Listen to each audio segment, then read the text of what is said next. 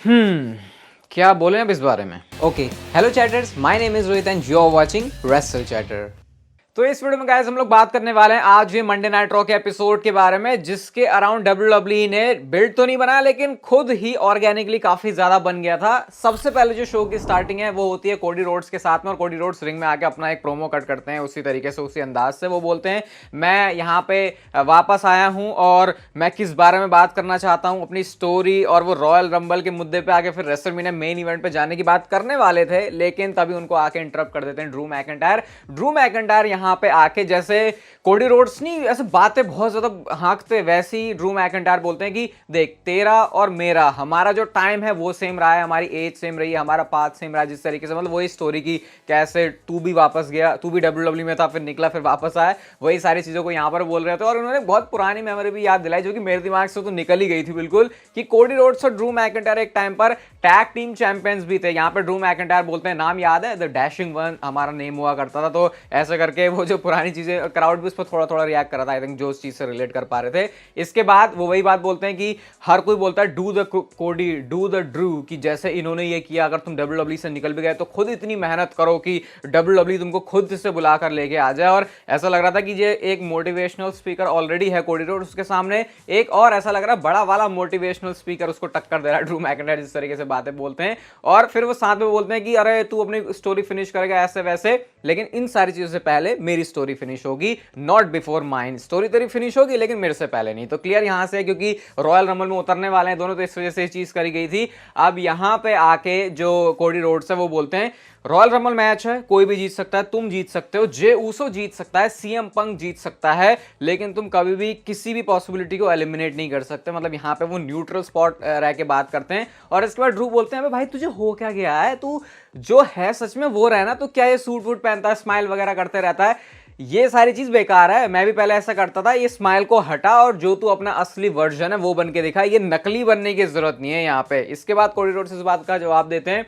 कि देखो हम दोनों बहुत सिमिलर हैं, लेकिन दिक्कत यह है कि मेरे को जो भी चीजें मिलती है, जो भी अपॉर्चुनिटी मेरे पास आती है, मैं उसके लिए ग्रेटफुल होता हूं, लेकिन तू कंप्लेन करता रहता है हमेशा कि ये हो गया वो हो गया, जो वो सारी बातें बोलते भी रहते हैं। जैसे उन्होंने बोली थी ब्लड लाइन वाली चीज, फिर जे ऊसो को जो हमेशा बीच में लेके आते रहते हैं। और यहाँ पे फिर ड्रू मैकिंटायर बोलते हैं भाई चल तेरे को, तू जैसा बंदा है, तेरे को है कि तू लोगों के पिछवाड़ों पे चुम्मिया करता रहता है। इसका इंग्लिश ट्रांसलेशन है, ये थोड़ा हिंदी में बहुत अजीब हो गया, लेकिन बेस्ट फॉर बिजनेस होगा, और बिजनेस मैं हूं, और बिजनेस है मेरा रॉयल रंबल जीत के रेसलमेनिया में आना। एक रिमाइंडर दे देता हूं आपको, कल है 17 जनवरी और ब्लड लाइन का एपिसोड 2 आने वाला है, जो पूरा ब्लड लाइन मंथ हम लोग सेलिब्रेट कर रहे हैं उसकी स्टोरी का। अगर आपने अभी तक पहला एपिसोड नहीं देखा तो भाई उसको जाके देख लेना, क्योंकि कल उसका सेकंड एपिसोड आएगा, तो पहले से बता रहा हूं। ड्रू मैकिंटायर अपने प्रोमो में पहले ये बात भी बोलते हैं कि मैं लास्ट टाइम जो मैच करके आया था डब्ल्यूडब्ल्यूई में आने से पहले, वो कोडी रोड्स तेरे साथ ही था। तो उस पहली बात को पकड़ के अब कोडी रोड्स बोलते हैं वो मैच की बात कर रहा था ना तू, अब जरा याद कर वो मैच जीता कौन था, क्योंकि इस मैच में जो कोडी रोड्स है उनकी विक्ट्री हुई थी। और ऐसा बोल के वो वहां से चले जाते हैं। तो बड़ा हीटेड इन्होंने ऐसा सेगमेंट दिखाया है। रॉयल रंबल के विनर्स सी, कंटेंडर्स इतने सारे इस बार की डब्ल्यूडब्ल्यूई को रॉयल रंबल के अराउंड जो हाइप है मैच के अराउंड, उसको बनाने में बहुत आसानी हो रही है। बड़ा इंटेंस इन्होंने काम किया, और ओपनिंग में जब ऐसा प्रोमो आ जाता है तो फिर शो की एक फील आ जाती है। इसके बाद गई शो पर एक बैक स्टेज से सेगमेंट होता है जहां पे आर-ट्रुथ और डेमन प्रीस्ट होते हैं, और आर-ट्रुथ पैसे दे रहे हैं डेमन प्रीस्ट को कि देख भाई ये जजमेंट डे की मर्चेंडाइज से पैसे कमाए हैं, तो इस पैसे में तेरा भी हिस्सा बनता है, और ये तो तेरा कट है, बाकी जो फिन बैलर है उनका कट अलग होगा, उनका अलग कट होगा। जेडी मैकडोना को पैसे मिलेंगे तो शायद उनको तो नहीं मिलेंगे, क्योंकि उनका नेम नहीं है मर्चेंडाइज के ऊपर। लेकिन वो बोलते हैं देख आज जो टैग टीम मैच में हम दोनों होने वाले हैं ना, जो आर-ट्रुथ ने बोला था कि वो रिप्रेजेंट करेंगे जजमेंट डे को और अगेंस्ट भी है जजमेंट डे के, उसमें डेमन प्रीस्ट ने बोला भाई टैग इन मत करना, क्योंकि डेमन प्रीस्ट नहीं मानना चाहता है आर-ट्रुथ को। बट स्टोरी आगे जाके कुछ और ही होती है, उसके बारे में थोड़ी देर में बात करेंगे। नेक्स्ट चीज होती है जजमेंट डे और डीआईवाई का मैच, डोमिनिक मिस्टेरियो और जेडी मैकडोना।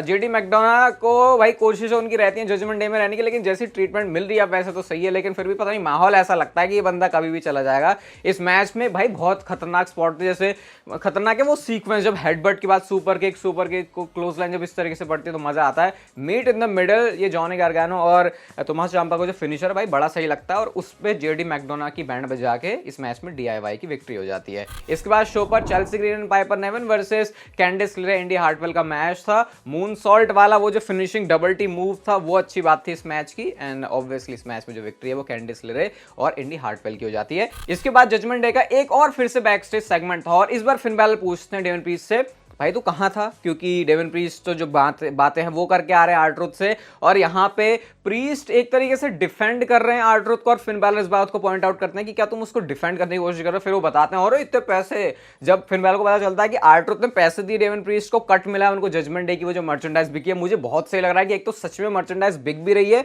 और उसको किस तरीके से ये यूज भी कर रहे हैं स्टोरी लाइन में। तो फिन बैलर थोड़े से इंप्रेस आता है कि चल भाई पैसे वैसे मिलने तो ठीक है। अभी ये सारी चीजें आगे मैच की तरफ लीड करती हैं जो कि जजमेंट डे का होने वाला था। इसके बाद गए शो पर आज रिटर्न होता है रिंग जनरल गुंथर का। इसको मैं बिल्कुल लुडविग काइजर के स्टार में तो बोलूंगा नहीं क्योंकि बिल्कुल बेकार हो जाएगा। तो गुंथर बोलते हैं कि बस हम दो हफ्ते ही दूर है रॉयल रंबल से, हर कोई रॉयल रंबल के बारे में बात कर रहा है और मैं हर किसी को देख रहा हूं कि वो बोल रहा है कि वो रॉयल रंबल जीतेगा, वो रेसलमेनिया को मेन इवेंट करेगा। लास्ट टाइम जब मैंने रॉयल रंबल मैच में एंटर किया था तो मैं सबसे पहले आया था और सबसे लास्ट तक मैं टिका था, मैं सिर्फ एक एलिमिनेशन दूर था, वरना मैं रॉयल रंबल जीतता। और उस टाइम पर कोडी रोड्स के चैंट लग जाते क्योंकि कोडी रोड्स ने उनको एलिमिनेट किया था। लेकिन इस बार गुंथर बोलते हैं कि मैं रॉयल रंबल मैच में ना सिर्फ उतरूंगा बल्कि उसको जीत के रेसलमेनिया में भी जाने वाला। तो गुंथर ने भी यहाँ से जो अपनी एंट्री है उसको डिक्लेयर कर दिया। अब इसके बाद वो अपना फोकस लाते हैं लुडविग काइजर के ऊपर कि ये अपना चेला क्या कर रहा है। अब चेले ने क्या किया था, चेले ने कोफी किंगस्टन को ठिकाने लगाया था क्योंकि उन्होंने अपने विंची भाई का बदला लिया था। तो इस बात में बहुत खुशी होती है गुंथर को कि भाई यही तो वो काम है जो तुझे करना चाहिए था और आज तूने कर दिया है। उन्होंने उनका हक किया, वेल डन किया। एक्जेवियर वुड्स यहाँ पे आते हैं और कहते हैं कोफी तो भले ही यहाँ पे नहीं है लेकिन अनफॉर्चुनेटली मैं तेरी बैंड बजाने के लिए यहाँ पर हूँ।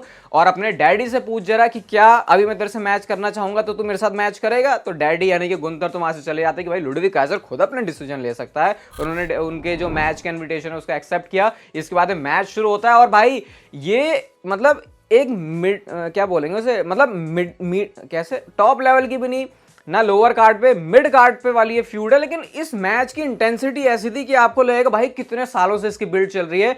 दोनों मैच लड़ना नहीं चाह रहे बल्कि एक दूसरे को मारना चाह रहे हैं। मैच तो पहले ही एंड हो गया डिस्क्वालिफिकेशन से, क्योंकि वो जो चेयर होती है ना जिसपे कमेंट्री कर रहे होते हैं जो फेंक के मारी थी लुडविग काइजर ने, वो मारे एक्जेवियर वुड्स ने एक तो लुडविग काइजर के ऊपर, उसके बाद स्टील स्टेप्स फेंक रहे हैं। लुडविग काइजर ने जैसे कोफी को मारा था वैसे ही वो एक्जेवियर वुड्स को मार रहे हैं, तो पूरी इंटेंसिटी थी। लेकिन जब वो स्टील स्टेप्स का अटैक देखा ना उन्होंने लुडविग काइजर की होगी फटके चार भाई, वो वहां से भागे वगैरह ना मुझे ना करना है, वो वहां से निकल लिए। और अभी तो फिलहाल लुडविग काइजर ने फिर बैक स्टेज जाके उनको ठिकाने लगाया थोड़ा सा, लेकिन जे ऊसो वहां पर थे। तो ये भी एक इंटरेस्टिंग एडिशन है कि ये अचानक से जे ऊसो इसमें कैसे इन्वॉल्व हो रहे हैं। तो जो भी है भाई गुंथर की एब्सेंस में कह सकते हैं कि इंपीरियम के बंदे जो कि बिल्कुल ही अजीब से लग रहे थे अब उन्होंने काफी अच्छा काम कर लिया और गुंथर भी इस बात से बहुत ज्यादा खुश हैं। इसके बाद शो पर आइवार वर्सेस अकीरा टोजावा का मैच था और भाई ये मैच में अकीरा टोजावा की विक्ट्री हो गई है। एक तो उनका वो जो अपनी टैंक टॉप फाड़ने का मूवमेंट था वो भी बहुत अच्छा था, मून सॉल्ट लगाने वो जा रहे होते हैं अपना, लेकिन मैक्सिन डुप्री ने उसको रोका और उसके बाद सनसेट फ्लिप बॉम्ब मार के उन्होंने पिन कर दिया आइवार को और आइवार मैच हार गए हैं। अकीरा टोजावा जीत गए हैं।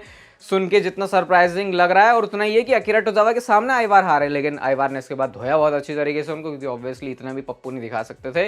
देखा जाए तो आइवार को हारना तो नहीं चाहिए था, लेकिन चलो बाद में उन्होंने बजा दिया तो अकीरा टोजावा को भी मूवमेंट मिल गया तो उस हिसाब से चीजें थोड़ी सी बैलेंस हो गई। इसके बाद शो पर आती है रिया रिप्ली और रिया रिप्ली रिंग में आके बोलती है कि मैं बहुत परेशान हो चुकी हूँ नाया जैक्स को सुन के कि यार ये बंदी बोलती है कि ये विमेंस डिवीजन चलाती है। विमेंस डिवीजन वो नहीं चलाती, मामी चलाती है विमेंस डिवीजन। और जो भी बंदा रॉयल रंबल जीत रहा है अगर उसको अपना टाइम और अपनी रेसलमेनिया वेस्ट नहीं करनी तो मुझे चैलेंज करने की गलती बिल्कुल भी मत करना। इतना ही बोलते हैं। बेकी लिंच का थीम सॉन्ग प्ले हो जाता है। बेकी लिंच कंपैरिजंस की बात करती है मामी के, द मैन के, और वो बोलती हैं कि मेरे को शायद खुद भी ये डाउट है कि तू मेरे से बेटर है, लेकिन इस चीज को गलत प्रूव करने के लिए मुझे चाहिए तेरे से मैच और उसके लिए मुझे जीतना पड़ेगा रॉयल रंबल और मुझे जीतना पड़ेगा रेसलमेनिया। इसका जवाब रिया रिप्ली देती है कि पता कौन एक ऐसा बंदा है जिसको और चाहिए कि बेकी लिंच ये काम करे, वो मैं हूं। यानी खुद बेकी लिंच को देखना चाहती हैं रिया रिप्ली अपने अगेंस्ट में एट रेसलमेनिया और बोलती हैं सी यू एट रेसलमेनिया। तो क्या है अभी से उन्होंने बिल्ड कर दिया है कि आगे जाके रेसलमेनिया में मैच करेंगे। थोड़ा अर्ली है कहने के लिए, लेकिन देख के सही लगा दोनों को, क्योंकि बेकी लिंच भी नेक्स्ट लेवल की सुपरस्टार और रिया रिप्ली आपको बताइए कितना कमाल काम कर रही है। इसके बाद शो पर आता है Awesome Truth versus Judgment Day का मैच। और इस मैच में क्योंकि पहले ही ऑर्डर्स मिले थे डेवन प्रीस्ट की तरफ से आर्ट्रुथ कि भाई मैच में टैग इन मत करना, लेकिन मैच तो अलग ही तरीके से शुरू हुआ।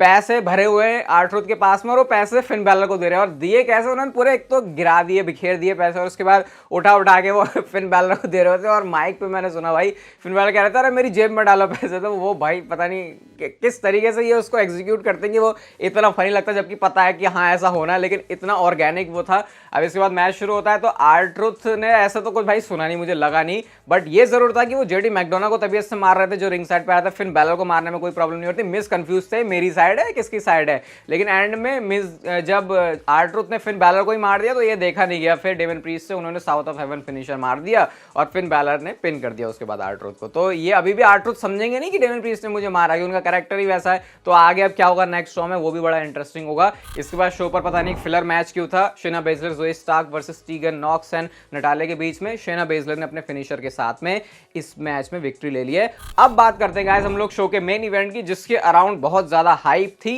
जिंदर महल versus Seth Rollins world heavyweight championship के लिए मैच। अब मैच में क्या हुआ, इसमें भसड़ करनी है कि नहीं करनी उसके ऊपर तो आएंगे, लेकिन पहले मैच में क्या हुआ उसको देख लेते हैं।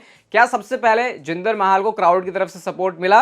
वेल सपोर्ट वो सिर्फ था सोशल मीडिया के लिए, क्योंकि जब उन्होंने रिंग में एंट्री करी तो ऐसा कुछ मुझे रिएक्शन तो दिखा नहीं कि मैं बोलूं कि यार जिंदर महल बहुत ज्यादा ओवर है। मतलब अमेरिकन भी अजीब किस्म के हैं, सोशल मीडिया पे कुछ अलग चलता है और टीवी पे फिर मामला कुछ अलग ही हो जाता है। इंदु शेर यानी कि वीर एंड सांगा ने आज उनको ज्वाइन किया था, जो कि मुझे देख के बहुत अच्छा लगा।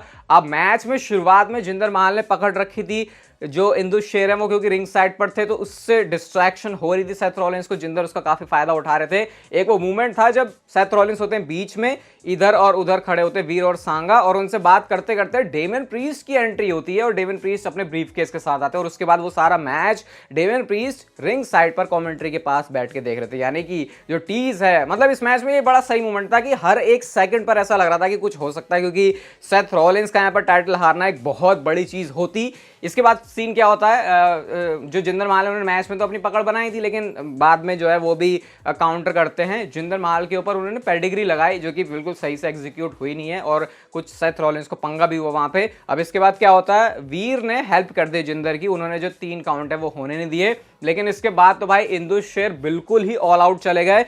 जो रिंग साइड है वहां पर सबसे पहले तो डेमन प्रीस्ट होते हैं। अब वो ऐसा मूड बना रहे हैं कि जैसे कि वो कैश इन करेंगे, लेकिन ड्रू मैकिंटायर कहीं से निकल के आ जाता है और भाई दोनों जो सांड की तरह लड़े हैं, मतलब ऐसा लग रहा है 2 काले सांड आपस में भिड़ गए हैं। मतलब बिल्कुल इंटेंसिटी से कि भाई मैं तेरे को खत्म कर दूंगा ये। और इस चक्कर में तो फिर आपको पता है डेमन प्रीस्ट का जो कैश इन है वो कहां ही होना था, लेकिन उस ब्रीफकेस का यूज करके सांगा सेथ रॉलिंस को मारते हैं और जिंदर महल जाते हैं अपने खलास फिनिशर के लिए। और जब वो मूवमेंट आया, मतलब वो मोमेंट था जिसने पूरी उसी मोमेंट की याद दिला दी जब रैंडी ओर्टन बिजी होते हैं सिंह ब्रदर्स में और रैंडी ओर्टन को खलास मार के पिन किया था। बट यहां पर सेथ रॉलिंस ने कर दिया किक आउट और उस मोमेंट पर बहुत मस्त रिएक्शन आया था क्राउड से, क्योंकि उस मोमेंट तो ऐसा लगा कि भाई गई सेथ रॉलिंस के हाथ से चैंपियनशिप। अब ये सारी भसड़ देख के रेफरी को गुस्सा आ गया, उन्होंने बोला इंदु शेर तुम यहां से कल्टी काटो। उन्होंने जो है रिंग साइड से उनको बैन कर दिया। एंड देन सेथ रॉलिंस का आता कर्ब स्टॉम्प फिनिशर, स्टॉम्प उन्होंने मारा और उन्होंने जिंदर महल को पिन किया और अपनी चैंपियनशिप को कर लिया है सक्सेसफुली रिटेन। मतलब जिंदर महल ने चैंपियनशिप नहीं जीती है शो पर।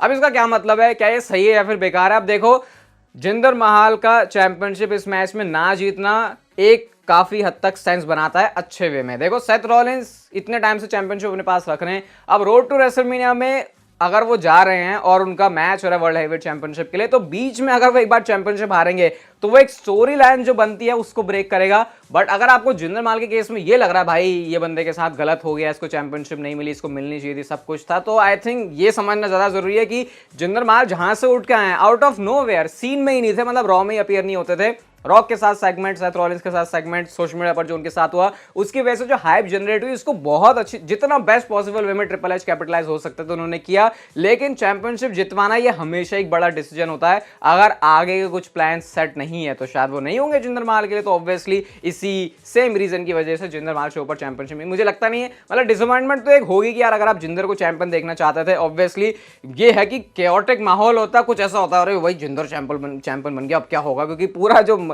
माहौल है वही चेंज हो जाता, भले ही शायद जिंदर बाद में चैंपियनशिप हार भी जाते तो एक टॉकिंग पॉइंट जरूर बनता। लेकिन उसको साइड में रख के आई थिंक सेथ रॉलिंस का रिटेन करना चैंपियनशिप एक लॉजिकल वे में मैं बोलूंगा कि एक डब्ल्यूडब्ल्यूई का सही डिसीजन था। बट जिंदर को इस चीज से आगे डब्ल्यूडब्ल्यूई क्या मोमेंटम देती है, अगर वो अच्छा होता है तो आई थिंक वो बेटर चीज होगी और जिंदर महल के लिए और साथ में इंदु शेर के लिए भी। बाकी गाइस अगर आपको आज की वीडियो अच्छी लगी तो उसे like share subscribe notification bell को ऑन कर दो और तब तक आप जिंदगी के मजे लो, वरना पता है जिंदगी आपसे मुझे ले लेगी।